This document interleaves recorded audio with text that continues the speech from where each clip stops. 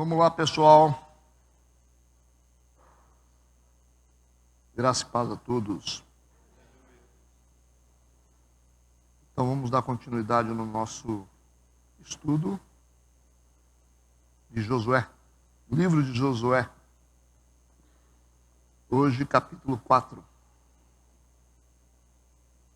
Josué, capítulo 4.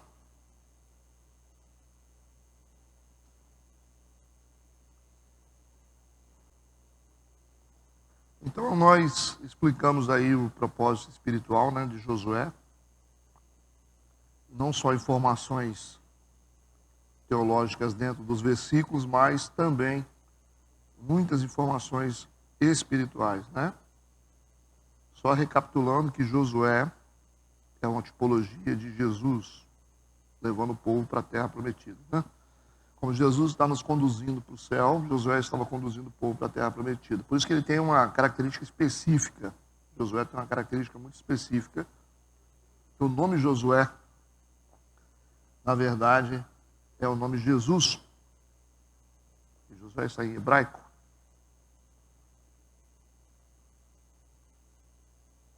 E aí a gente entende o seguinte, que a entrada em Canaã envolve alguns desafios, O simples fato da gente ter um convite de Deus para ir para o céu não significa que a gente vai chegar lá, Por isso que dentro de Canaã tem vários desafios, tem vários inimigos.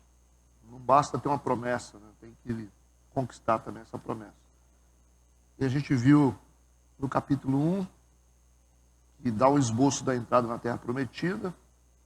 No capítulo 2 nós falamos sobre a entrada dos espias na terra, que significa mapeamento espiritual, porque Canaã representa a nossa mente, os inimigos dentro de Canaã representam as disfunções da mente, e tem que ser livre, tem que ser limpa, tirada as disfunções para que a gente possa prosperar na terra. Deus nos deu uma mente, mas a nossa mente ficou contaminada com várias coisas, E o desafio é esse, colocar os inimigos para fora.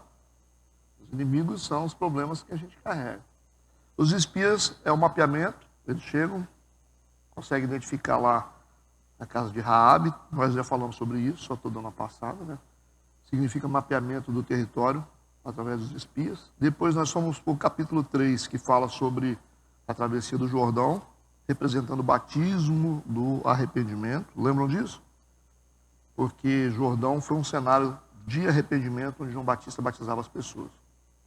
E agora nós estamos no capítulo 4. O que torna interessante esse livro é isso, que trata da nossa própria mente, Por isso que esse livro é interessante. Vamos ler alguns versículos, a partir do versículo 1, capítulo 4, versículo 1. Eu tenho um títulozinho aqui na minha Bíblia que está escrito: As 12 pedras tiradas do meio do Jordão.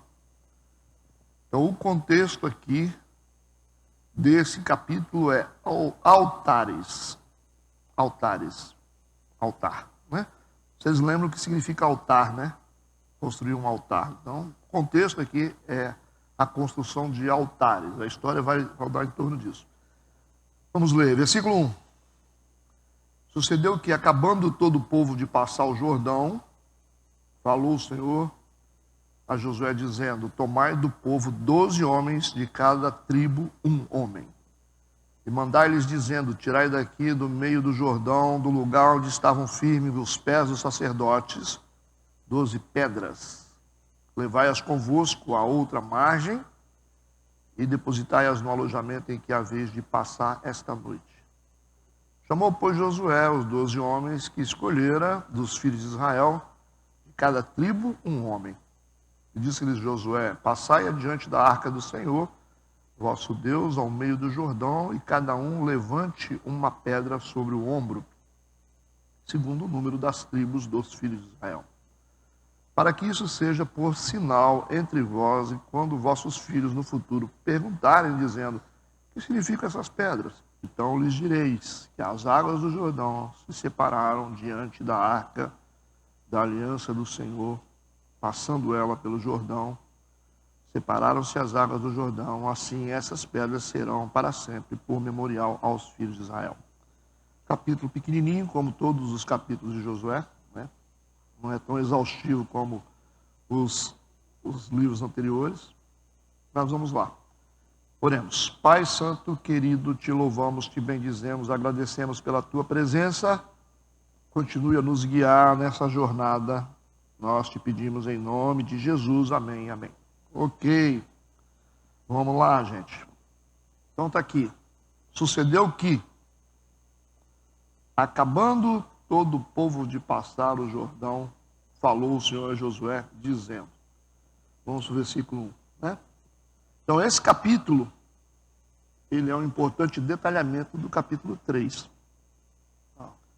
No capítulo 3, a gente teve uma visão, a grosso modo, só que agora o capítulo 4 vai esmiuçar os detalhes do que aconteceu nessa travessia. Então, o evento principal continua sendo a travessia do Jordão. Certo? Continua, eles estão nesse episódio. O contexto espiritual ainda é a alegoria do arrependimento. Ainda continua sendo o arrependimento, né? Vocês observam aí que Deus mandou que fosse tirado do rio 12 pedras. Aí, para que pedras? Tem a ver com um propósito espiritual. Por isso que foi tirado. Deus não manda fazer nada à toa, né? Então tem coisas que parecem que são estranhas para nós, mas existe um princípio de Deus em tudo que Ele pede para a gente fazer. Ele, no versículo 1, diz que o povo, o rio se abriu, né? O Rio Jordão. E no versículo 2, Deus diz, tomai do povo 12 homens, de cada tribo, um homem. Então, e mandar-lhes dizendo, tirai daqui do meio do Jordão, do lugar onde estavam firmes os pés do sacerdote, 12 pedras. E levai-as convosco à outra margem, depositai-as no alojamento em que haveis de passar essa noite. Então eles teriam que tirar pedras do fundo do rio do Jordão e guardar no acampamento para que mais na frente pudesse ser construído um altar em Gilgal, que seria o local que eles estariam. Certo? E a ordem de tirar essas 12 pedras, como eu disse, é um propósito. Seriam 12 líderes, sendo um representando uma tribo, cada um representando uma tribo. Então, isso é fácil de entender, né? Porque que escolheu um líder de cada tribo. É questão de lógica. Você tem um propósito espiritual, é muito mais fácil. Eu vou fazer uma reunião aqui com vocês e quero que essa informação chegue para todo mundo. É muito mais fácil eu recolher, chamar os líderes e falar para eles. Aí eles vão espalhar para os seus liderados. Então, a gente vê aqui uma questão logística também. Não só espiritual, mas logística, de chamar a liderança. Cada liderança vai fazer o ato profético de pegar uma pedra do fundo do rio. São 12 tribos. Cada tribo tem um líder. Então, venham os representantes. A gente, mas por quê? Não poderia ser todo mundo? Porque tem mais de 2 milhões de pessoas aqui. Só de exército aqui tem 40 mil pessoas, 40 mil homens. Não dá para fazer isso. Então, a responsabilidade dessa liderança é muito grande. Então, cada líder seria responsável para inserir a sua tribo nesse propósito. Está entendido até agora? Isso está descrito aqui do versículo 1 ao versículo 3. Essas pedras serão usadas na construção de altares. Então, o que significa o altar? O altar significa, dentro de uma visão assim, para a gente poder entender completa, culto. Altar é culto. Tá? A gente pode desmembrar, né, isso. O altar celebra a transformação, as coisas que acontecem, transformação, o avanço espiritual e a verdadeira adoração. Por isso que se construía altar. Nós conseguimos isso. Houve uma transformação, houve um avanço espiritual. Nós estamos adorando. Por isso que eles construíam um altar, como se fosse um meio de conexão com Deus. Então a gente tem que voltar nossa mente para o valor do culto. Toda vez que nós viemos nos cultos, nós estamos construindo altares para Deus. Não dá para você construir um altar, o altar ficar lá. Esse aqui é um altar literal, né? Você fez o altar, é o lugar onde todo mundo está focado nesse altar aqui, mas no mundo espiritual nós construímos altares sempre. Okay? Quando nós paramos a nossa devoção, os altares param de ser construídos. Então, nós temos um altar construído. Não se constrói um altar assim. Ele tem um propósito. Okay? Então, dentro do nosso contexto espiritual, nós estamos sempre construindo altares para Deus. Em cada culto que nós celebramos para Deus, nós levantamos um altar para Deus. Por isso que os patriarcas, eles construíam altares. Eles entravam numa terra, construíam altares. Conquistavam uma coisa, construíam altares. Todos os movimentos geográficos deles, eles construíam altares. Todas as decisões, eles construíam altares. Certo? Então deu para entender isso aí. Ok? Agora eu quero que vocês observem um detalhe muito importante no versículo 3. Versículo 3. O que está escrito? Deus deu essa determinação. Porque o versículo diz que falou o Senhor a Josué. Então Deus falou para Josué falar ao povo. Certo? Deus falou a Josué. Josué falou aos líderes. E essa fala de Deus chegou ao povo por causa dos líderes. Então a gente vê uma cadeia de comando aqui, que é importante. O versículo 3 tem uma coisa muito importante aqui. Mandar-lhes, dizendo, tirai daqui do meio do Jordão, do lugar onde estavam firmes os pés do sacerdote, 12 pedras. Então, tirai daqui do meio do Jordão. Aqui nós precisamos entender o português, tá? Por que está escrito dessa forma? Tirai daqui do meio do Jordão, do lugar onde estavam firmes os pés do sacerdote, 12 pedras. Então, do meio do Jordão serão tiradas 12 pedras. Então, nesse rio que abriu, tem várias pedras. Certo? Serão tiradas do meio do Jordão 12 pedras. Cada líder de tribo vai carregar uma pedra dessa. Não deve ser pequena, não. Vai precisar de esforço. Então, são pedras. Essas pedras não têm um tamanho igual, lógico, né? Pedra de rio tem diversos tamanhos. Então essas pedras serão tiradas dali de dentro desse rio para ser construído um altar do lado de fora. Eles vão guardar essas pedras por um tempo no acampamento, porque mais adiante eles estarão num lugar onde eles vão ter que construir um altar ali. Essa foi a ordem de Deus. Certo? Um altar será construído fora do rio. Se esse altar vai ser construído fora do rio, todo mundo que vê esse altar vai falar assim, eu quero saber por que esse altar está aí. O que significa isso, né? Você chega num lugar, você vê um amontoado de pedras ali, você fala assim, mas o que é isso aqui? Assim? Essa é a ideia de Deus. De que todo mundo que visse aquelas pedras construídas ali, aquele monte de pedra amontoada, não deve ser fácil você pegar pedras com forma diferente e colocar uma em cima da outra. Todo mundo vai perguntar, o que é isso aí? Aí alguém vai ter que falar. Ó, isso aqui foi construído, porque aconteceu aqui, o rio se abriu, Deus fez um milagre, o pessoal passou por aqui, tal, aquela coisa toda. Então é para isso que Deus queria que esse altar fosse construído. Todo mundo que passasse por aquele lugar ali em Gilgal ia ver esse altar construído, iriam fazer perguntas e as pessoas iriam responder. Ia passar muitos anos, né? A geração morreria e viria a próxima geração. Aí como que a próxima geração ia saber por que aquele altar estava construído? Porque os que morreram antes de morrer tiveram que ensinar os filhos, certo? Aí você vai ensinar lá para Alice, Alice, ó, é o seguinte, tá vendo essas pedrinhas aqui? Isso aqui foi Deus que fez uma bênção para a gente aqui, tá? Abriu esse rio, nós passamos em seco, tal. Esse é o testemunho do Ramones para Alice. Aí a Alice, quando tiver maior, os filhos da Alice vão perguntar, Alice, por que essas pedras estão aqui? Não, isso aqui foi Deus que abriu o rio aqui, nós passamos, os meus pais passaram aqui e tal. Aí a Alice vai contar a história para os filhos da Alice vai contando. Essas informações teriam que ser passadas para gerações futuras, seria a responsabilidade dos pais.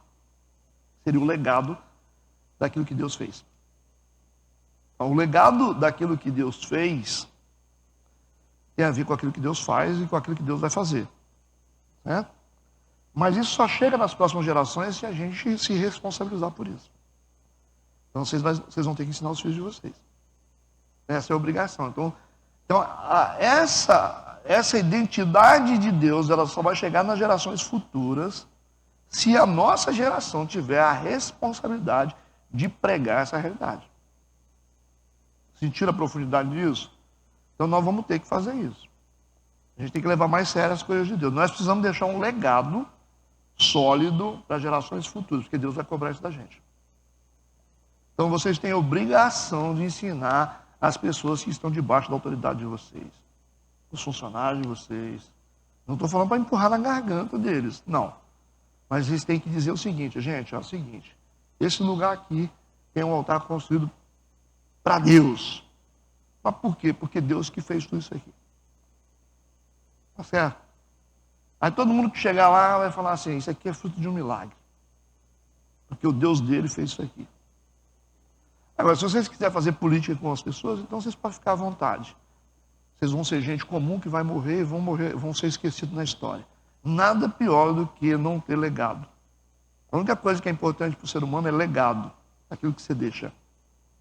De espiritualidade, de informação, até de dinheiro. Se você desaparecer da história, não tem graça. Tem que ser lembrado. O Renato foi aquele cara que defendia os valores de Deus. Isso é muito interessante. Para o povo do Oriente, isso é muito importante. Deveria ser para nós também. Porque a gente morre, aí o que a gente deixa? Legal as pessoas olharem e falarem assim, isso aqui é fruto do trabalho de fulano. De uma turma que construiu isso aqui. Ó. Isso é importante para Deus. E deveria ser importante para as pessoas também. Deixar uma história. Tem o livro que está escrito, está lá o seu nome. Né? Você viu os caras que apareceram lá em Hebreus, livro de Hebreus, capítulo 11. Né? Até a Raabe está lá. Ela construiu uma coisa que muitos homens aqui não construíram. A atitude dela de proteger os espias ficou na história. Certo? A Sansão, ele fez um monte de coisa errada. Não é? Bastante coisas erradas, mas o nome dele foi para lá. Isso prova que Deus lançou o passado dele no mar do esquecimento. Então, alguma coisa, ele se arrependeu ali, naquele momento, né, que ele estava preso, cego, entre as colunas lá do templo dos filisteus, em que ele falou, Deus, me dá uma chance. O cabelo dele cresceu novamente, ele derrubou e matou milhares de filisteus ali, como nunca matou na história. Aquele arrependimento dele foi tão verdadeiro ali, ele morreu, arrependeu e morreu. Mas foi tão forte que Deus lançou no mar do esquecimento tudo que ele fez e jogou ele em Hebreus 11 como um herói. É mole? Bom, depende de cada um, né? Depende de cada um. Tudo bem, então? Então nós temos a obrigação de construir um altar que seja construído desses milagres que Deus já fez na nossa vida. Jordão abriu, é um milagre. A gente pega pedras que estão lá dentro, constrói um altar para Deus num lugar onde todo mundo vai ver. Isso vai ficar para a história. Todo mundo que passa ali vai lembrar de que existe um Deus que faz milagres. Quando a geração daqui a 15 anos, esse mundo estiver bem pior do que está, com certeza que vai estar, está na Bíblia, é isso, né? Não é uma visão pessimista, não, mas é assim, a gente está nessa descida aqui, ó. Não está subindo, não, tá? Vocês que gostam de visão triunfalista, aí, mentirosa, que a gente vai dominar tudo, não vamos converter os reis, nada disso vai acontecer. Por se aumentar a iniquidade, o amor de muitos esfriará. Nós vamos ter um percentual de cristão muito menor. A tendência do futuro é uma igreja mais fria. Certo? Até que esse negócio fique tão insuportável que Cristo tem que arrebatar essa igreja daqui para ver se salva alguns. Então, essas promessas de que nós vamos dominar o mundo, nós vamos converter o rei, vamos converter o prefeito da cidade, vamos converter o presidente da república, isso não está na Bíblia. Talvez a de vocês esteja, né? Então, a descida é assim, ó. Cada dia pior. Ok? E igrejas crescendo e a iniquidade aumentando cada vez mais e o povo mais descomprometido. Então nós somos os remanescentes que estamos tentando manter essa engrenagem funcionando ainda. Agora, ninguém sabe se vai continuar funcionando daqui a 20 anos, né? Tem uma turma que não vai estar aqui para saber. Agora, esses bichinhos de orelha que vocês estão vendo aí, e os que estão no vento também, que vão ter que responder para o futuro. A nossa parte nós estamos fazendo. Estamos pregando, estamos ensinando. Essa é a nossa responsabilidade. Convencer quem convence é o Espírito. Agora, a responsabilidade do homem de Deus, da mulher de Deus, é ensinar. Que Deus é Deus, que Deus merece prioridade. Mas também nós não somos obrigados a fazer ninguém mudar de vida. Se o Espírito Santo não conseguir mudar uma vida, quem vai mudar? Assim, não precisa ficar preocupado, porque quando Jesus ele instituiu lá os discípulos dele, os apóstolos, né? Quando o Espírito Santo desceu lá em Pentecostes, onde a igreja nasceu, ele disse: vocês vão por todo mundo, vão pregar o Evangelho. Ele não falou assim: vocês vão lá convencer todo mundo. Ele não falou isso, falou: preguem. Preguem, vão pregando. Porque quem ouve vira réu de juízo. A ideia de Deus é essa. Você tem que pregar, porque eu não posso fazer nada sem revelar antes aos meus profetas. Então, quando o cara vem na igreja assim pela primeira vez, ele senta ali, aí ele ouve a verdade. Daqui a pouco ele sai e não volta nunca mais. Aí você fica preocupado? Não, você fez o seu papel. Ele ouviu, ele virou réu de juízo. Agora ele pode ser julgado. Então, a ideia de Deus é essa. Deus só pode julgar um mundo que ouviu. Deus só pode julgar um mundo que sabe. Se eu não sei, por que você ser julgado por alguma coisa? Para que ninguém tenha desculpa. Então, no fundo do meu coração, vocês acham que eu estou preocupado com as pessoas que ouvem, mas que não guardam? Se vocês olharem lá no hall de membros da Igreja Metodista, tem mais de 1000 pessoas que passaram pelo meu ministério. Foram desligadas, que saíram. Então, eu tenho uma contabilidade de mais de 1000. Certo? Mas isso não é problema meu. Entendeu o que eu estou falando? Então, você está lá tomando um cafezinho, fala de Jesus para o cara. Pastor, mas ele uma ignorância, ele nem olhou para a minha cara, foi um problema dele. Problema dele. Vocês acham que o testemunho de Jeová está preocupado em quê? E os mormons? Em falar. Eles estão fazendo o que Deus mandou, fale. Se o pessoal quiser, bem. Se não quiser, amém. Falem. Entenderam o propósito do Evangelho? Ou não? Nós temos que pregar para as pessoas. Agora, se o Espírito Santo vai convencer ou não, sei. Ah, pastor, mas eu tenho uma prima. Problema da sua prima. Ah, que eu tenho o meu pai lá em casa que eu falo, mas problema dele. Ouviu? Tem que pregar. Prega para os filhos, prega para todo mundo. A nossa missão é essa. Agora, cabe a cada um deles abrir o coração para a batida do Espírito Santo. Isso é coisa pessoal. Então, essa culpa você não tem que carregar. Vocês entenderam, então, o propósito de tirar pedras de dentro de um rio para construir um altar, para servir de memorial, para que todas as pessoas que passarem, eles saibam por que esse altar foi construído. É disso que trata o versículo de 1 a 3. Tá bom? Agora vamos olhar para o versículo de 4 a 5. Chamou, pois, Josué os 12 homens que escolhera dos filhos de Israel, de cada tribo um homem.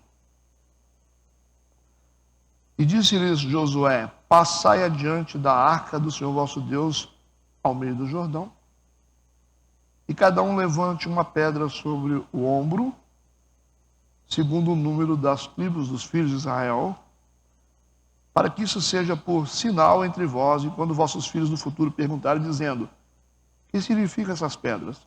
Entenderam aqui? Deus falou para Josué, Josué falou para esses homens. Então ele está cumprindo o que Deus falou.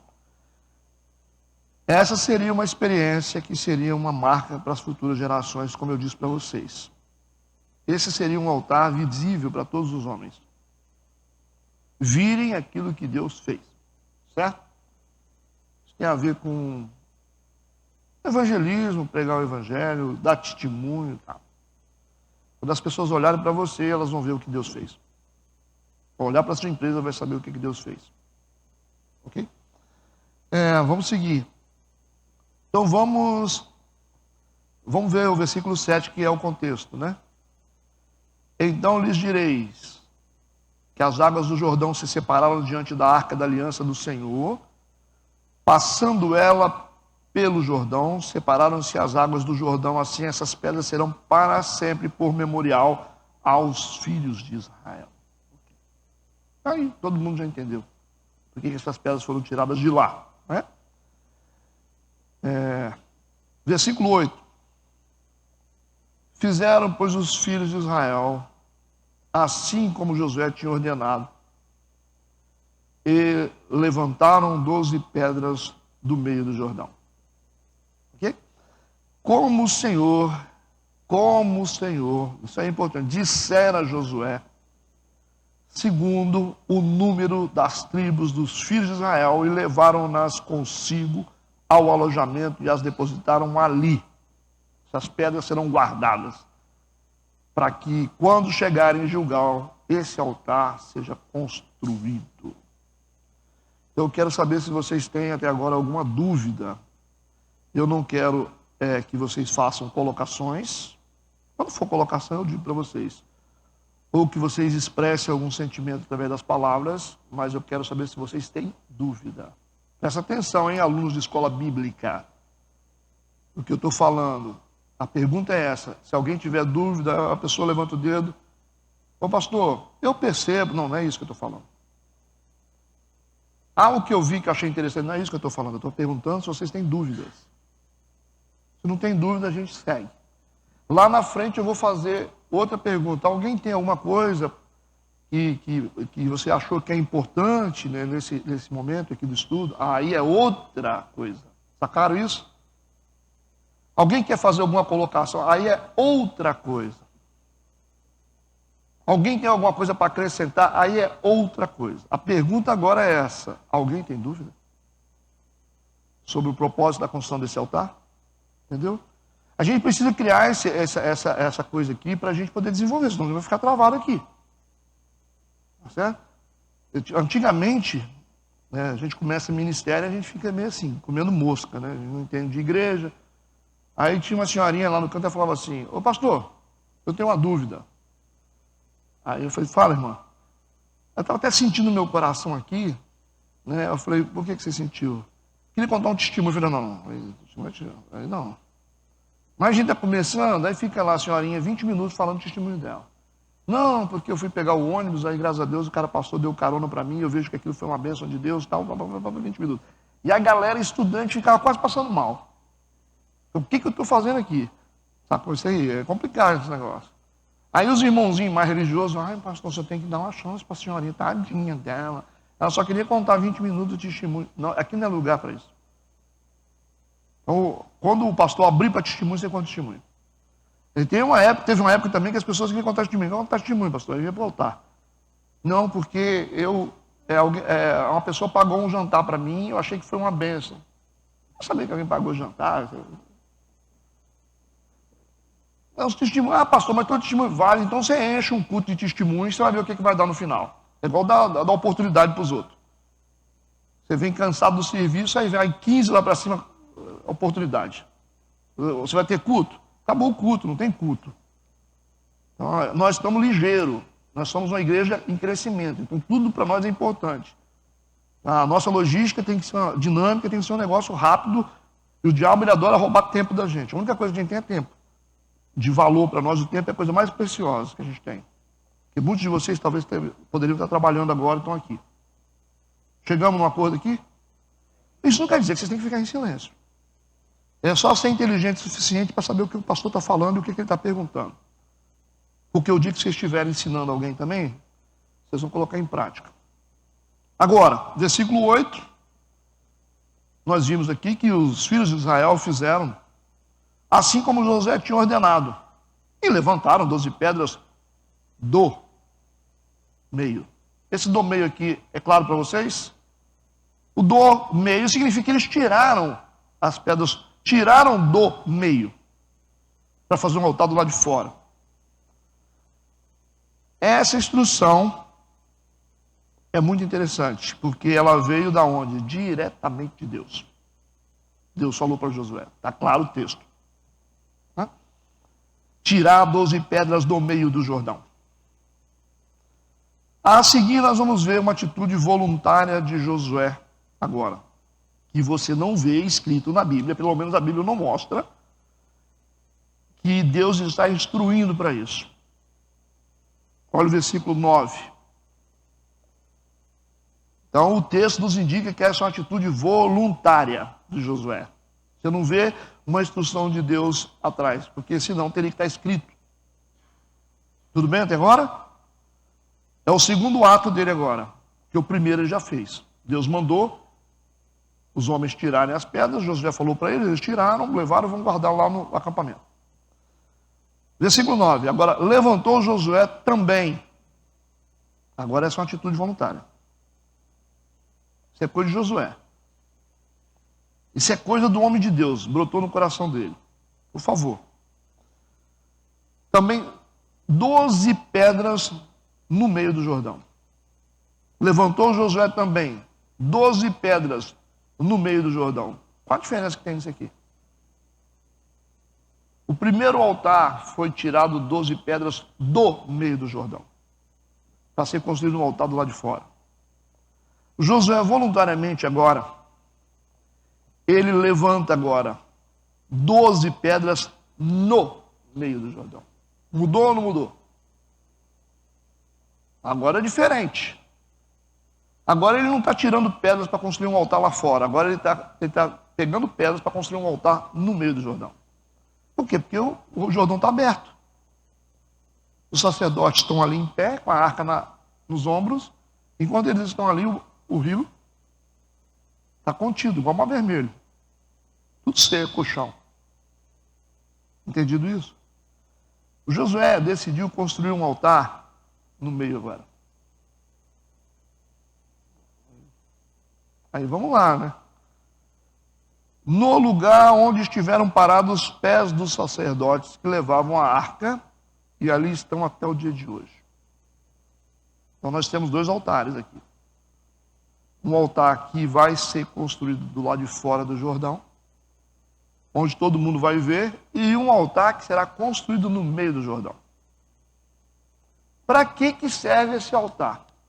E depois que eles passarem ali, os sacerdotes saírem dali, o rio vai voltar para a posição. O altar vai ficar no fundo do rio. Vai ser. O que Josué está querendo fazer? O que Josué está querendo ensinar aqui? Para que serve um altar que está no fundo de um rio? Que memorial é esse que ninguém vai ver? Só tem um que vai ver. Deus. Né? Aí, o que Josué está aprendendo? Deus mandou que eu construísse um altar fora do Jordão, na terra, para que todo mundo visse, como se fosse um testemunho ali do que Deus fez. Mas eu decidi construir um altar no meio do Jordão, num lugar onde ninguém vai ver, mas só Deus vai ver. E vai ficar lá pro resto da vida. A galera vai passar de barco ali no Jordão, nunca vão saber que tem um monte de pedra lá no fundo do altar. Mas vai ter só tem um que enxerga debaixo da água.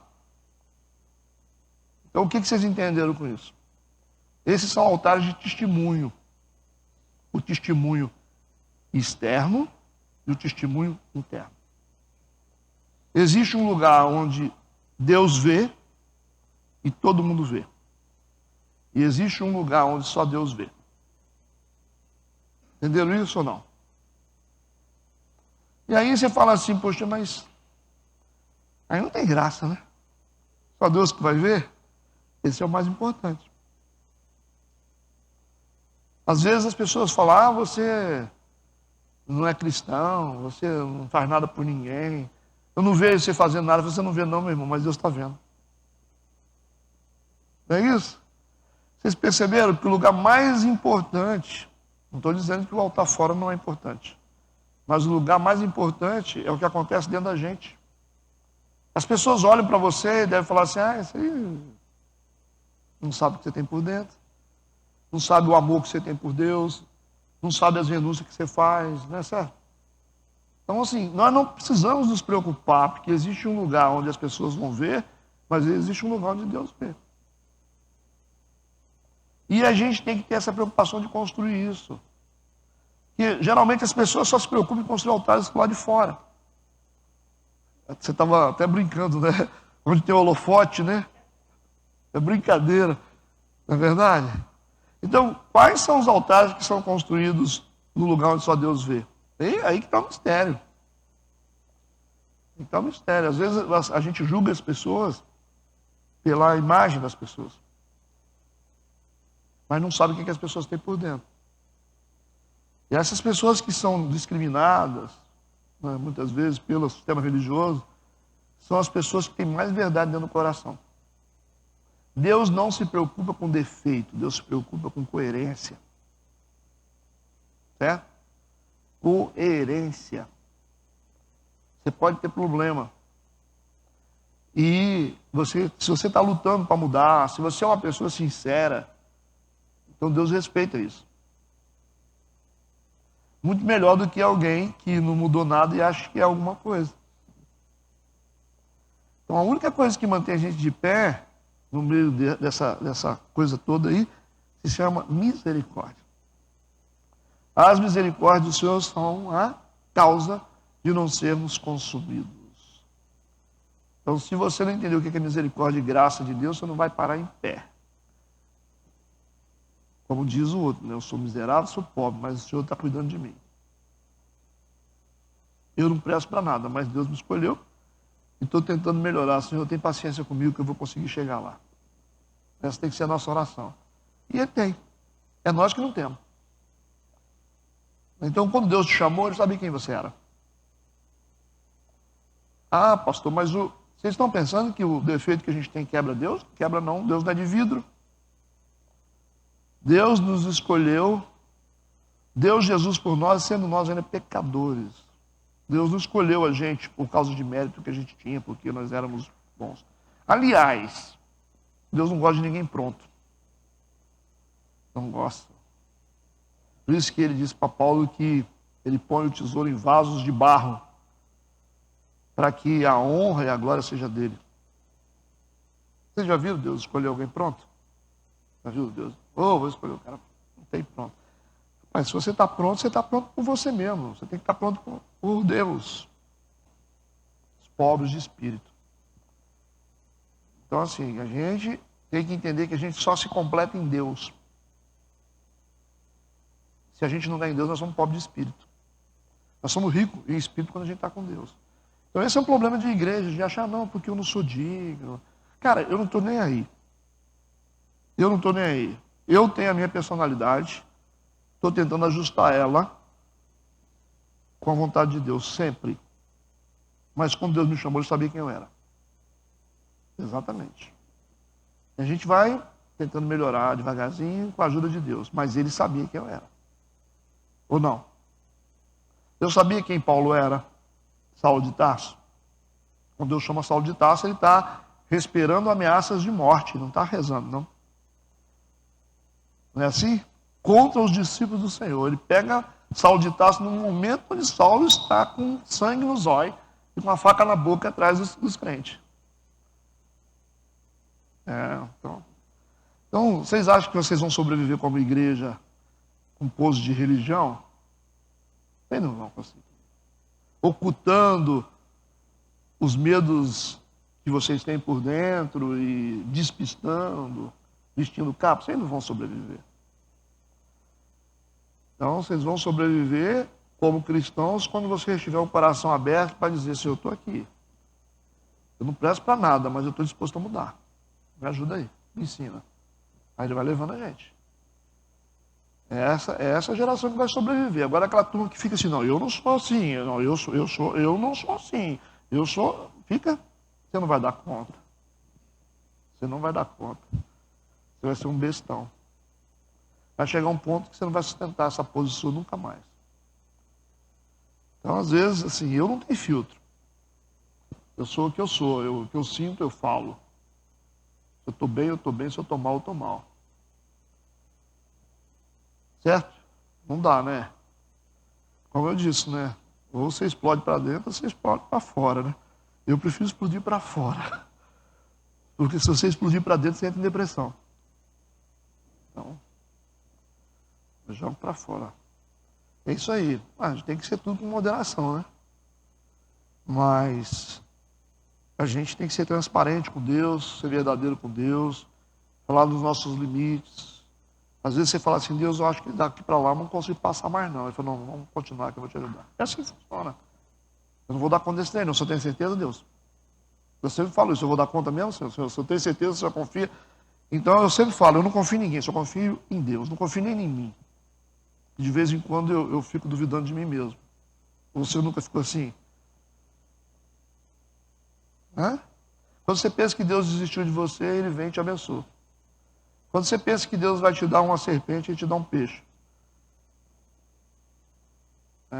Então a gente não entende o que é misericórdia e graça. Misericórdia e graça, coisas que os homens não querem dar, mas Deus dá. Por isso que Deus junta um monte de gente que confia nele, não é perfeito, mas nós estamos aí. E quando você fala, não vou conseguir, Deus pega o carimbo e coloca, estamos juntos. Entenderam isso? Isso é graça e misericórdia. Ninguém explica essas coisas, só Deus explica. Mas temos que ficar atentos a essa construção de altares. As pessoas lá fora estão vendo o que a gente está fazendo? Sim. Estão dizendo, você é crente, bacana, hein? Você botou lá um texto bíblico lá na sua loja, pô, que legal. Legal. É um bom altar. Botou lá escrito lá no carro, metodista renovado, sou da igreja metodista. Isso aí, pô, legal. Altar construído externamente. Você fala, né, bota a musiquinha para tocar lá dentro da sua empresa, camisetinha de crente, só Jesus salva. É massa isso. Chega na igreja, você está lá adorando, levanta as mãos assim, todo mundo olha e fala assim, pô, esse cara é doideira. Esse aqui é cristão. Na hora do louvor ele já levanta os braços, né? Quando é para ler a Bíblia, ele levanta com reverência, está com a Bíblia na mão. Isso são altares construídos visíveis, fora do Jordão. Beleza, faz parte. Mas existe um que tem construído no fundo do rio. E aí? Ninguém vai ver, cara. Seu pastor não vai ver. Ninguém vai ver. O sistema não vai ver você. Então é algo que você tem por dentro que só Deus sabe. E vou dizer para você, o que te sustenta vai ser isso aí. É esse coração que você tem, responsivo e humilde, né? Deus dá graça ao humilde, né? E resiste ao soberbo. O soberbo ele bota a mão no peito e pá. Cara, eu estou lutando tem mais de 20 anos para tirar os religiosos da igreja. Eu não estou conseguindo ainda, eu vou conseguir. Eu vou conseguir. Eles vêm atrás de mim, bicho, é uma loucura.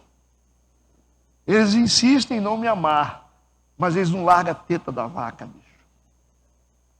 Eles falam assim, eu não acho esse negócio, eu acho chato. Então solta a teta, cara. É porque você não aguenta, é porque isso te dá leite, né? Você sabe? Você dá pedrada na vaca, fala mal da vaca para os outros, você reclama, esse cara é estranho, tá? Mas você não solta, bicho, o bico da teta. Isso é religião. É a praga da religião. Mas prometemos esse ano, 2023, sermos mais agressivos com a religião. Até que possamos pregar aqui no nível mais elevado. Certo?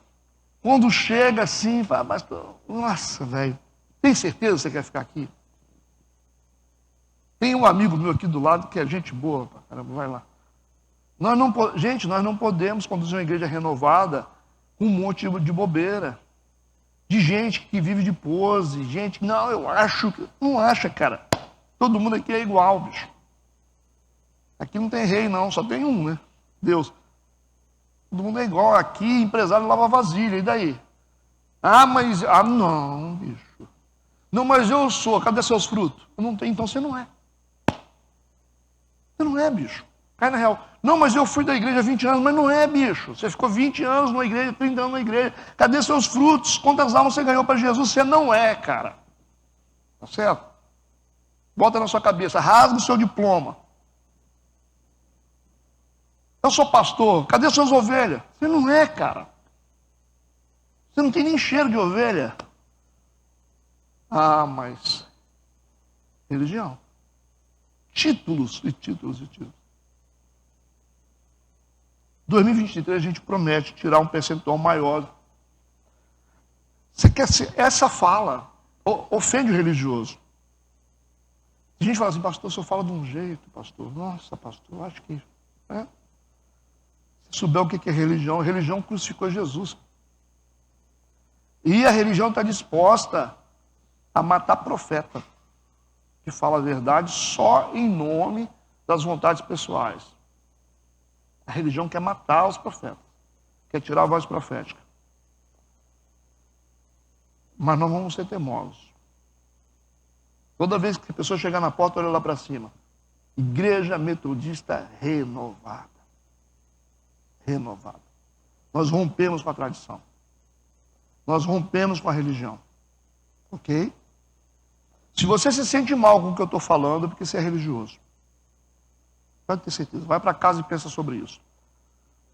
Se você quer ensinar pastor o que ele tem que falar. Eu gosto porque isso vai para o ar depois. Aí fica como um memorial para gerações futuras. Eles assistem e falam assim, esse cara não vale nada, bicho, não tem condição. Aí o religioso fala assim, cara, se o cara estivesse na minha igreja, eu botava ele para fora, botava outro pastor. Um dia um cara falou comigo de uma igreja bem tradicional, e falou assim comigo, falei, cadê o pastor da igreja? Eu falei, nós botamos ele para fora. Um cara empresário que apronta tudo nessa cidade. Nós botamos ele para fora, porque lá quem manda é nós. Falei, que bom, né? Meia dúzia de gente que tem dinheiro que manda na igreja. Quem manda lá é nós. Nós falamos e ele sai. Eu não queria ficar numa igreja onde todo mundo manda. Onde meia dúzia de gente manda na igreja. Eu não fico, não. Quem é que manda na igreja? Tem o pastor. Essa igreja que todo mundo manda, eu não quero ficar nessa igreja, não, é? Eu prefiro ter lá um senhorzinho lá, de 80, 90, 100 anos, mas que é ele é o pastor da igreja. Eu falei, ele é o pastor, então agora eu vou obedecer a voz de gente que é empresário. Eu não quero isso não para a minha vida. Vamos seguir. Existe o altar que construímos para Deus fora do Jordão. Existe o altar que construímos para Deus no meio do Jordão. Um altar visível a Deus e visível aos homens, e outro altar visível a Deus, mas invisível aos homens. Entendido? Princípios implícitos na construção desses altares. Esses princípios aqui que eu vou falar, espirituais, quando eles são exercitados, eles vão revolucionar a sua intimidade com Deus. Vai estabelecer uma forte e consistente dinâmica de transformação na sua vida, quando você entender o que significa esse momento de culto, de devoção com Deus, de expressar o seu amor por Deus. Primeira coisa, está contido nesse versículo que diz, de cada tribo um homem. Eles escolheram um homem de cada tribo, porque cada homem de cada tribo iria carregar uma pedra, certo? Então a gente vê aqui singularidade. Um homem de cada tribo, singularidade. Essa capacidade de acessar as verdades de Deus acerca de nós mesmos. Eu sou eu. E eu acesso Deus com o meu coração do jeito que eu sou. Não tem ninguém que tem que dizer para mim. Tá? Deus me ama e eu consigo acessar Deus do jeito que eu sou.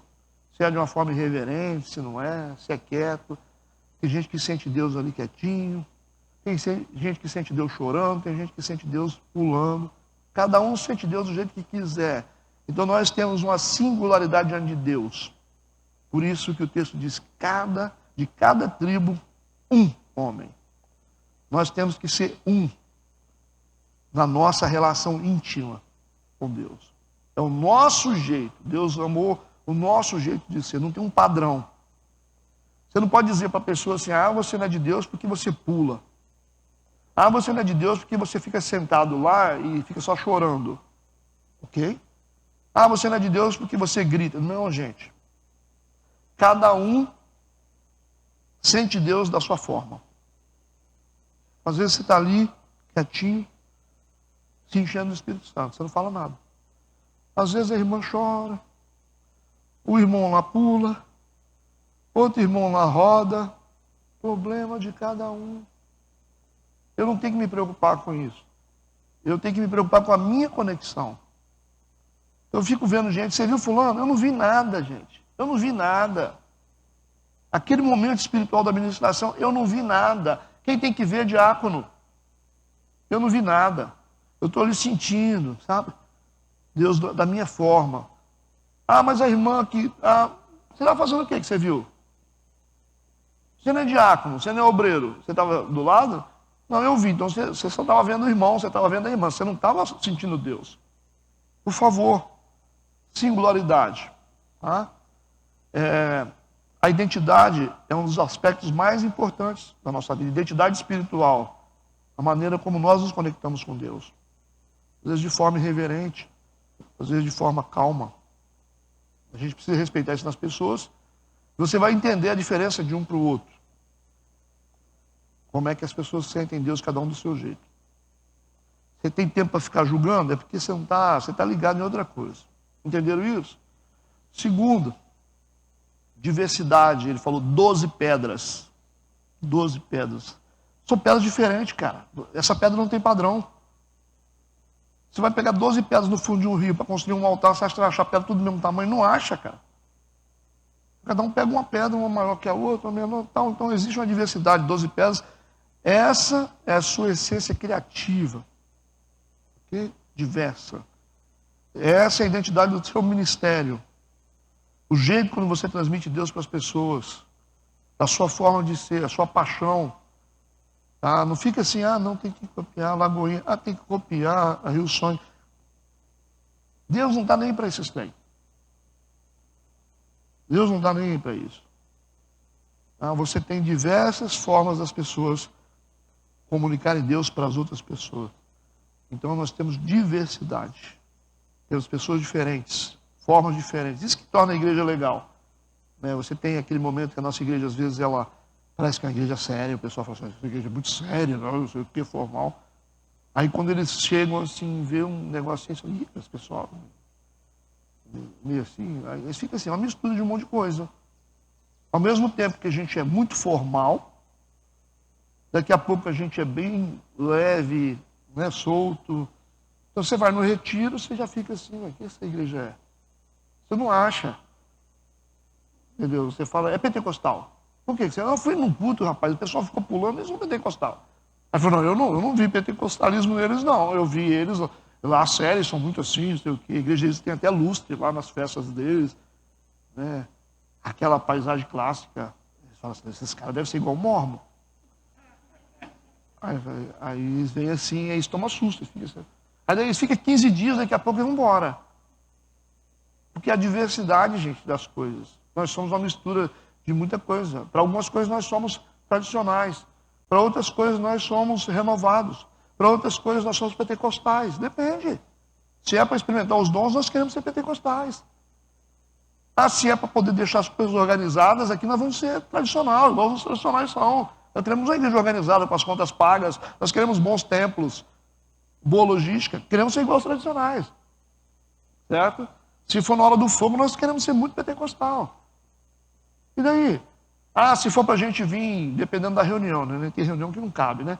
Agora, vou na escola bíblica, vou com a calça lá, você bermuda, nem tanto, hein? Vamos devagar aí, com essas bermudas muito curtinhas. Às vezes, quando as moleques dão susto na gente aqui. Mas, assim, pastor, eu vou de boné. Eu nem sabia de boné. Pode vir de boné, cara, escola bíblica. Mas não vem no culto à noite, né? Um culto formal.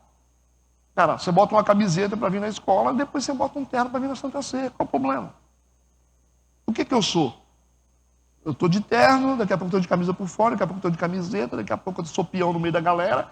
Não sei o que eu sou. Eu sou... Sei. A gente vai sendo, né? Ok? Então nós temos uma diversidade muito forte na igreja. Isso mostra a nossa criatividade, né? A nossa diversidade, a nossa criatividade de fazer as coisas, de trafegar onde as pessoas às vezes não conseguem. Você mete um robô numa festa de final de ano e a galera fica botando interrogação no Instagram. Não botando interrogação, robô. Você não estava lá, né, bicho? Você não estava lá. Você não estava lá. Você vê a cara das crianças, você não estava lá. Aí, não, esse negócio de robô na igreja, não procura nem saber por quê. Rapaz, a gente pode fazer tudo, menos pecar. Se a gente quiser botar robô, a gente bota o que a gente quiser. Um helicóptero aqui fora, a gente faz o que a gente quiser. Qual o problema? Ah, mas não pode. Não pode onde é que está escrito na Bíblia? Proibido usar um robô numa festa de final de ano. Fala aí para mim. Está escrito? Mas por que vocês colocaram? Porque a gente quis. Só por isso, a gente deu vontade, a gente é assim. A gente deu vontade, a gente achou que é legal e fizemos. Mas não pode. Mas onde está escrito que não pode? Ah, mas o sistema... Ah, tá. Aí, então nós estamos fora dele. Graças a Deus por isso. E na próxima vai ficar pior ainda, tá? Vai ficar pior. Vai ficar pior. Vai... Já estamos pensando o que nós vamos fazer. Já estamos matutando, né? E o robô dança ainda. Meu Deus do céu, bicho. Aí a galera vai ao delírio, cara. Rapaz, Jesus estivesse aqui, ele morria de rir da galera. Ele sentava com os pecadores e aí o pessoal perguntava para ele assim, mas quem senta com o pecador? Aí Jesus, só para quebrar o sistema, Jesus no meio da multidão, lá o Zaqueu tinha fama de ladrão, né? Aí a galera, todo mundo queria se aproximar de Jesus, Jesus deu o Zaqueu lá em cima da vem, eu vou jantar na sua casa hoje, e a galera vai ao delírio. Mas Jesus entra na casa do Zaqueu para jantar, bicho. A religião ficou, mas esse cara nem na igreja vai, cara. Todo mundo esperando Jesus para ir na casa. Passou a visita, Jesus vai na casa do Zaqueu. Ah, o sistema religioso foi a pique, né? Jesus era um revolucionário. É, exatamente. E nós vemos também aqui dentro esforço. Além da singularidade, diversidade e esforço, que ele diz que cada um levante uma pedra sobre o ombro. Levantar uma pedra sobre o ombro não é fácil. Então, essa devoção nossa exige esforço diário, que é cultivar a nossa relação com Deus todos os dias. A gente vai lá para o lugar secreto e ora diante dele. Jejua, busca ele, vem para a igreja e tal.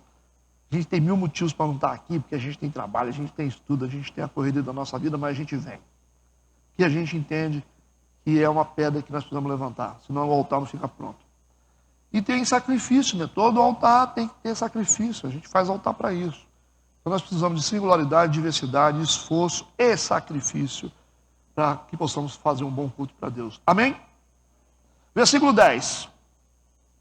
Pararam, pois, os sacerdotes que levavam a arca no meio do Jordão, em pé, até que se cumpriu tudo quanto o Senhor mandara a Josué dizer ao povo, conforme tudo quanto Moisés tinha ordenado a Josué.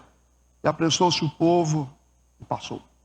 É interessante a gente perceber aqui a confiança inabalável dos sacerdotes em relação à obediência, né, a esse ato. Deus está falando a Josué fala para os sacerdotes estão ali, são homens espirituais, e Josué, ele não tem um papel de sacerdote, ele é um líder. E os sacerdotes estão obedecendo o que ele está falando. Você vê que a autoridade de Josué é uma coisa fora do comum. Coisas que nós não vimos em Moisés. Moisés tinha a galera que ficava abrindo o bico até no canto lá, murmurando contra ele. E Deus tinha que entrar intervindo, porque a gente vê episódios de Moisés agindo com autoridade, mas vemos muitos momentos que as pessoas se levantam contra ele. Até os irmãos dele se levantaram contra ele. Difícil, cara. Murmuraram contra Moisés. Então Josué é um nível de liderança porque é uma tipologia de Cristo. E Cristo é maior do que Moisés. Os sacerdotes precisam permanecer em pé no meio do rio para manter o Jordão aberto até que as pedras sejam removidas para o altar externo e as outras pedras sejam colocadas para o altar interno. Até que esse altar do céu esteja pronto, os sacerdotes estão ali em pé. Ok? Legal. Versículo 11. Sucedeu que assim que todo o povo acabou de passar, então passou a arca do Senhor e os sacerdotes à vista do povo. Né? Os sacerdotes com a arca nos ombros, né? Entram no rio para abrir o rio e agora eles são os últimos a saírem. Ok? É isso. O sacerdote que é sacerdote de verdade tem que ser o primeiro a entrar e o último a sair. Fica a dica. Tá certo? Vocês que são obreiros? Primeiro a entrar e último a sair. Captaram a mensagem ou não? Esse negócio de meter o pé, meu filho, desde que a galera se vira, não. Então você não tem vida sacerdotal, não, ué? Que história é essa? Né? Ah, não, porque eu sou pastor, porque eu sou líder, eu não tenho que... Não tenho o quê? Como assim? Rapaz, o povo só vai onde você entra primeiro. Você cobra... pessoal, você tem que ser dizimista. Pastor tem que ser dizimista. Como é que eu vou falar de dízimo se eu não for dizimista? Como é que eu vou falar de estar na igreja, ter compromisso, se eu não tiver compromisso? Não dá, a gente lidera pelo exemplo. Pelo exemplo. Então você tem que fazer primeiro, para que as pessoas possam fazer. Porque as pessoas vão ver que é possível fazer. Por isso que Jesus fazia. Primeiro, por que Jesus veio ao mundo? Para provar que era possível fazer. Fez tudo. Então Jesus é um experimento da vida humana. Ele ia ali, era tentado, ele era perseguido, passava por humilhações, e ele mostrou que era possível. Foi esse o objetivo de Jesus. A vida de Jesus ensina a gente que é possível. É possível sim, ele falou, vencer o mundo. Tem de bom ânimo, porque eu venci o mundo. Vocês podem vencer. Não tem nada impossível, porque ele veio como homem. Um corpo humano. E venceu o mundo. Então nós podemos vencer. Esse é o princípio de liderança. Você tem que, meu amigo, se você não entrar primeiro na água, o povo não vai não, filho. Fica aí, não, vocês têm que entrar, hein? Como assim você não entrou? Você quer que eu entre? Você não é bobo não, hein? Né? Você quer que eu jejue, mas você não faz não, né? Entenderam como são coisas básicas que a gente não entende de liderança, sofre por causa disso? Sofre por causa disso, porque a gente quer que o povo entre no água que a gente não entra. A gente não... É uma doideira isso, cara. Eu tenho ensinado isso para vocês o tempo todo. Não dá, né? Poxa, limpa esse negócio aqui. Você não limpa, o que eu vou limpar? Perdoa, fulano. Você não perdoa, mas você quer que eu vou perdoar? Não vou perdoar, né? Então tá aí a dica. Então nós vimos aqui os sacerdotes entraram primeiro, saíram depois. Versículo 12. Passaram os filhos de Ruben e os filhos de Gade, a meia tribo de Manassés, armados na frente dos filhos de Israel, como Moisés lhes tinha falado. Aqui está sendo mencionado apenas algumas tribos, as 3 ou 4 tribos. Por que se existe 12 tribos? Porque está falando das tribos de combate. Esses citados aqui são os soldados, 40 mil homens. Tá? Por isso que as demais tribos foram ignoradas nesse versículo. Versículo 13. Uns 40 mil homens de guerra armados passaram diante do Senhor para a batalha às campinas de Jericó. Poxa, para que exército? Se Deus é poderoso. Para que homens de guerra, se Deus é poderoso? A terra foi dada como herança, mas a herança precisa ser conquistada. Nós temos a herança de Deus. A Bíblia é um documento. Certo? É um testamento. Antigo Testamento, Novo Testamento. O que é testamento? Testamento. Que serve testamento, né? Está cheio de promessas aqui para a gente. Então nós temos as promessas de Deus para a gente ter na Bíblia. Mas não é minha. Calma. Você tem que conquistar elas. Essa é a diferença. Tá? Esse negócio de filho rebelde que pai morreu, vão dividir a fazenda no meio. Tá? 2 milhões para um, 2 milhões para o outro. Outro é trabalhador, o outro não é, mas os dois vão receber. Não. No reino de Deus, não. A herança tem que ser conquistada. O reino aqui é diferente. Se você não luta, você não recebe a herança. Vou cruzar os braços, eu tenho promessa de Deus. Isso vai cumprir na minha vida, vai cumprir. Não vai, gente. Promessa Deus tem para todo mundo. Eu acho engraçado o cliente falar assim, mas eu tenho um chamado. Mas quem é que não tem? Quem é que não tem chamado? Você só sei que tem chamado? Já ouviu isso? Eu tenho um chamado específico de Deus. É? Você tem certeza? Eu também tenho certeza, também tenho chamado. Você tem chamado, todo mundo aqui foi chamado para alguma coisa. Jesus falou, quero que vocês venham e vocês têm que dar frutos. e os frutos de vocês permaneçam. Ele não falou para você só, não é? Ah, pastor, eu queria ser um líder. Deus tem isso para você, para ser um grande líder, se você quiser. Ah, eu posso ser rico? Pode. Promessa para todo mundo. Você não vê promessa aqui no singular, não. Ah, mas eu tenho um chamado especial. Que chamado especial, rapaz? Chamado especial todo mundo tem. Você tem chamado especial, depende do que eu quero fazer. Se eu vou lutar para ter algo relevante no reino de Deus, eu vou conquistar todas as coisas do nosso Pai. Como lá o filho pródigo e o filho que ficou em casa. Né? O cara falou, mas o senhor nunca matou um novilho para mim comer, o meu irmão saiu de casa aqui e o senhor pega e faz uma festa, o cara volta e o senhor faz uma festa para ele. Ele falou assim, ele estava dizendo, você deu bobeira, tudo que tem é seu. Você não comeu porque você não quis. Aí o gado é isso, você fica aí, né? É a mesma coisa, né? Nós somos os filhos que ficamos em casa. Tudo é do nosso pai e tudo que o nosso pai tem é nosso. E a gente fica passando fome. Ah, mas eu queria ser igual aquele cara. Cara, você pode ser. Eu falo com vocês jovens, vocês têm uma coisa que a gente não tem mais velho, vocês têm tempo. Ah, eu queria ter recurso, ser um cara próximo. Ué, por que não? Por que não? Por que não? Eu não posso fazer isso, porque eu sou pastor. Eu não posso ficar atrás de dinheiro, comprar prédio, eu não posso. Mas se eu fosse livre, se eu não fosse pastor, ai, hein? Não é muito mais além do que pedimos ou pensamos? Ou não está na Bíblia? Irmãos, olha esse aqui. Você tem um reino na mão aqui, ó. Um acesso que é o Espírito Santo. A força mais poderosa do universo está na sua mão, está dentro de você. Mas por que você tem que ser ameba? Não dá, né? O cara tem 20 anos, 21 anos, né? Porque eu tinha um sonho. Cara, vai atrás dos seus sonhos, cara. Vai atrás dos seus sonhos. Pede a ele. Fala com ele. Ué, ele é dono de tudo.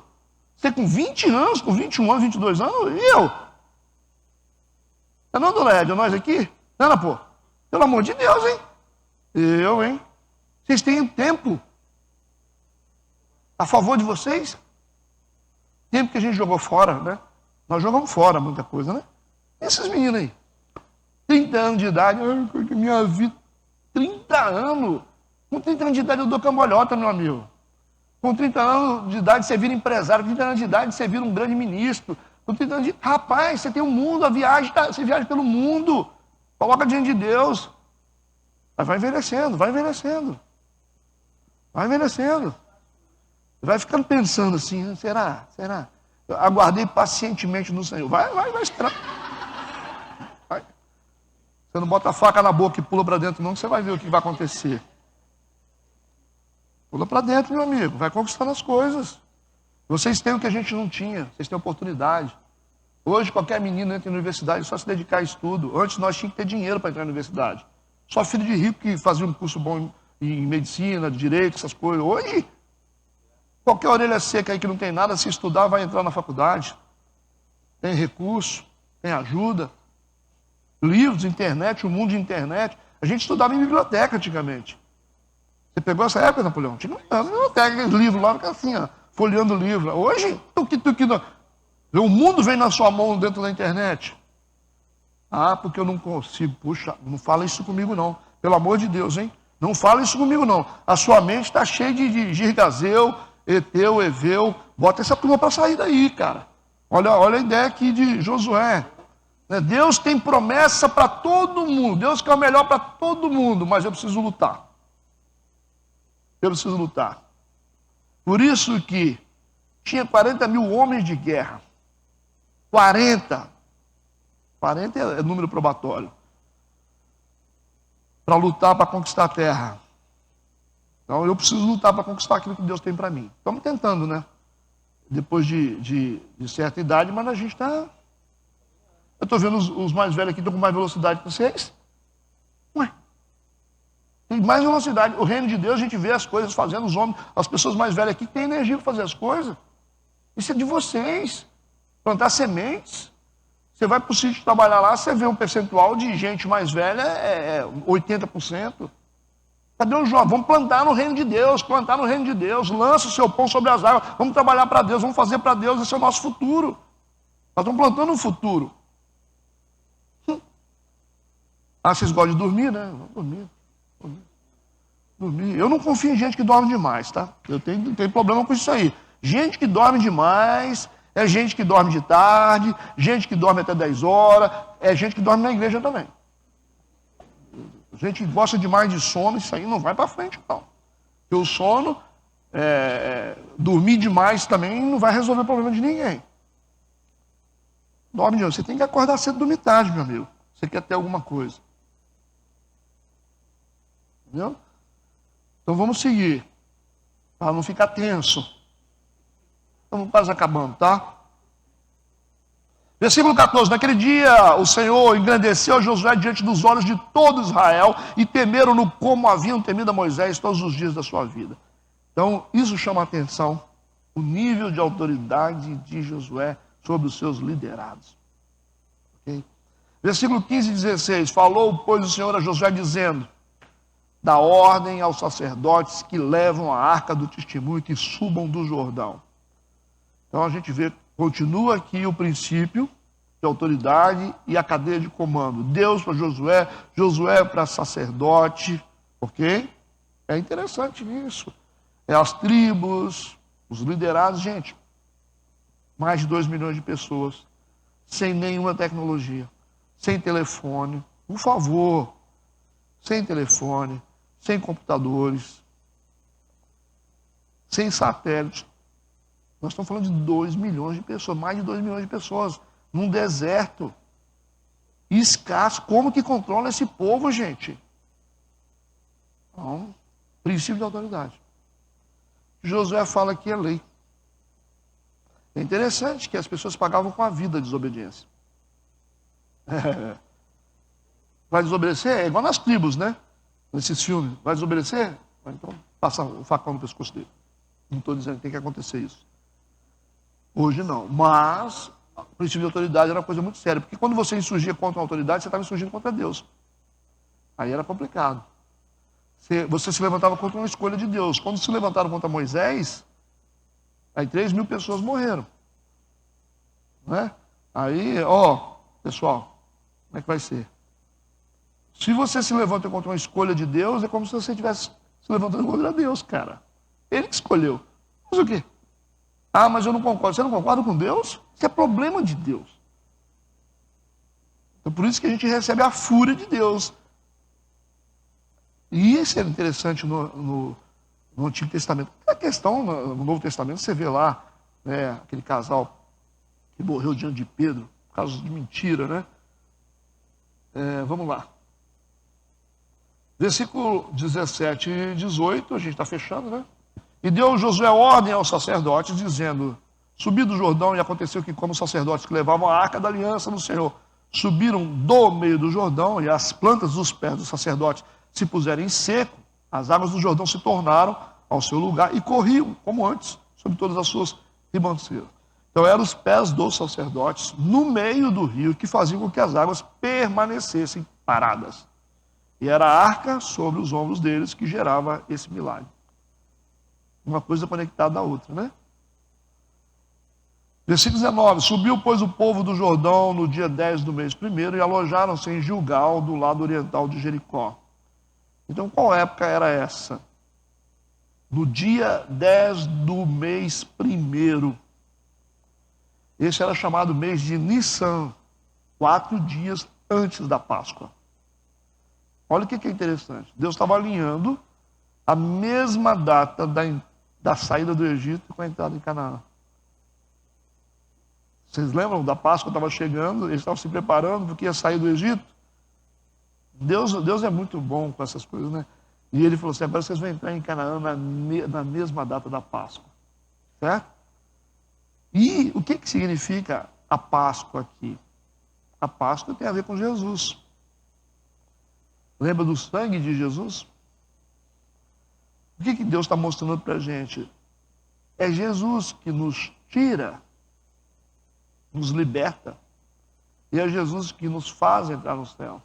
É o sangue dele. Por isso que a associação com a Páscoa é isso. libertação e salvação se dá com o sangue de Cristo. Por isso que ele alinhou a Páscoa da saída com a Páscoa da entrada em Canaã. Deus é muito atento para as coisas, cara. É incrível isso. É Deus, né? Não é gente? Versículo 20. E as 12 pedras que tinham tomado do Jordão levantou-se a Josué em Gilgal. E fizeram o altar visível lá. Esse foi o altar construído, né? Exatamente. Esse foi o altar construído para fora do Jordão, né? O altar visível. Versículo 21 a 24, ao final, falou aos filhos de Israel, dizendo: quando no futuro vossos filhos perguntarem a seus pais, dizendo: o que significam essas pedras?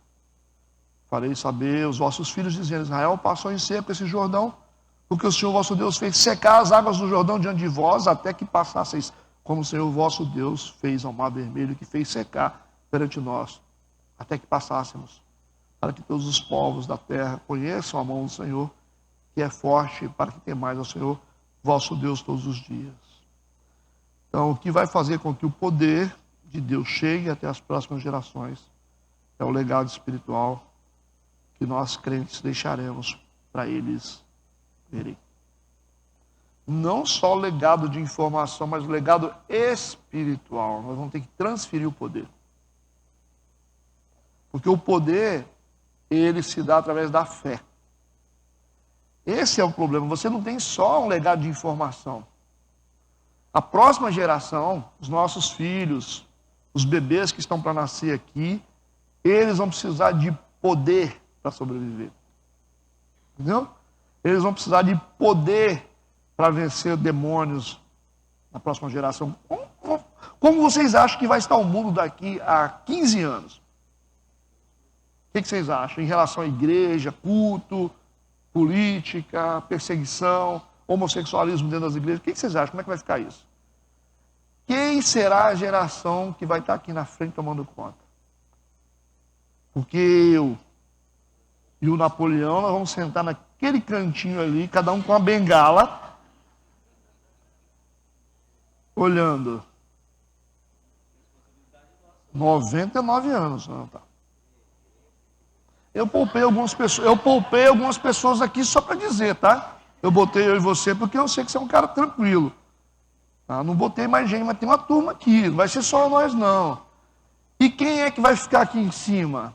Estou falando no sentido figurado, porque logicamente nós não vamos estar aqui, né? A gente vai estar numa igreja maior. Mas e aí?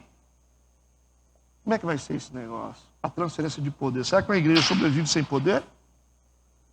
Uma igreja sobrevive sem poder de Deus? Não é só palavras não, irmão. Poder. Poder para calar a voz do inferno. Poder para poder curar as pessoas, para restaurar as famílias. Poder, meu amigo. Para manter o sistema funcionando. Mas quem vai transferir esse legado? Vamos ser nós. Seremos nós. Né? Não é lógico. Nós vamos ter que prestar conta disso. Nós vamos ter que prestar conta disso para os nossos filhos, é nossa responsabilidade. A Bíblia diz que são os pais que entesouram para os filhos. Vocês pensaram que é só dinheiro? E aí? É isso? Né, Julião?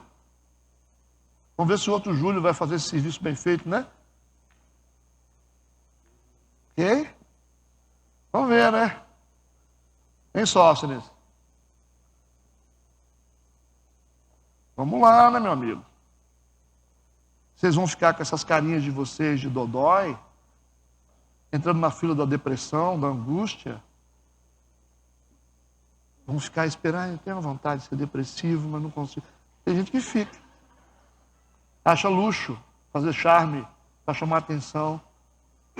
Eu não fico com depressão porque eu não tenho tempo. Não tem tempo para ter depressão. Minha agenda é muito cheia, não tem vaga para depressão. Hã? Tem que ocupar a mente com as coisas, né? Fazer produzir. Inclusive, se você quiser trabalhar, tem muito lugar aqui na igreja. Aqui na igreja tem serviço, lá no lote tem, lá no sítio também tem. Eu arranjo para você. Não vai reclamar de estar à toa, né? Então, nós temos que ter uma geração forte. Nós não temos tempo para poder brincar. A vida é dura. tá? E não tem essa, tá? Porque às vezes as pessoas chegam e falam assim, pastor, porque eu sinto... Tem quantos anos, irmão? Eu tenho 25, é porque eu sinto que eu... Como assim? 25 anos, rapaz, eu já estava ganhando a vida. Com 23 anos eu estava casado.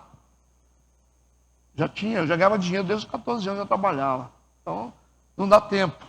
A vida é dura, ninguém vai te ajudar. Deixa eu te dizer isso, ninguém vai te ajudar. Você não fica falando, se eu tivesse dinheiro para pagar um psicólogo, não, ninguém vai te ajudar. Eles podem te dar aquele empurrãozinho. Mas quem ajuda a gente é a gente mesmo e Deus. Acabou. Ponto. Não, porque o papai... Não, esquece o papai. O papai pega só a bênção dele. Não, porque se eu tivesse morando... Não vai também. Não vai.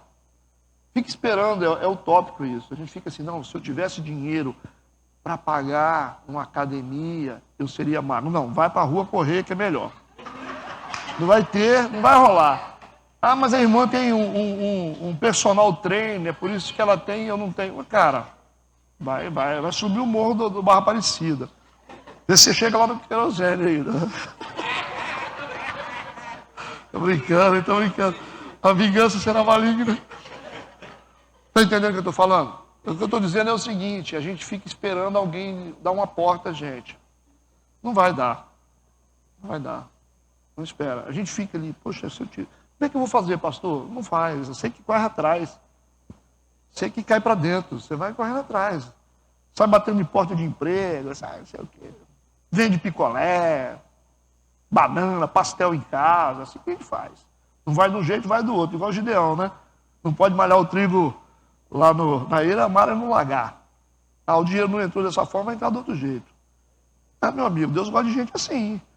E daí, se eu vou ter que vender pastel em casa pelo Plus Delivery? O motoqueiro vai entregar, pago 2 contos para ele. Daqui a pouco eu estou igual a Marinalva aí, dono de restaurante, dono de Dulce Maria, né? Pau quebra. Porque nós ficamos esperando, gente. Não vem. Vocês são jovens, vai estudar, cara. Vai estudar, pode deixar que eu libero vocês à noite. Não precisa não, porque eu tenho que ir para a igreja. Pode estudar. Vai estudar, vai fazer faculdade, vai correr atrás. Ok? Nós temos um trabalho para fazer aqui. Nós não temos tempo para ficar brincando, não. E agora, os senhores, vocês têm 5 minutos para fazer perguntas, se quiserem. Já que nós terminamos, né? Alguém quer fazer pergunta sobre isso? Ou ficou entendido esse assunto sobre Josué? Nem todo livro vem do jeito que a gente quer, né? A gente quer capítulo, tem que respeitar o princípio de cada capítulo. Bem? Tudo bem? Então vamos orar. Pai Santo, querido, nós celebramos o Teu nome, te agradecemos por estarmos aqui na Tua casa.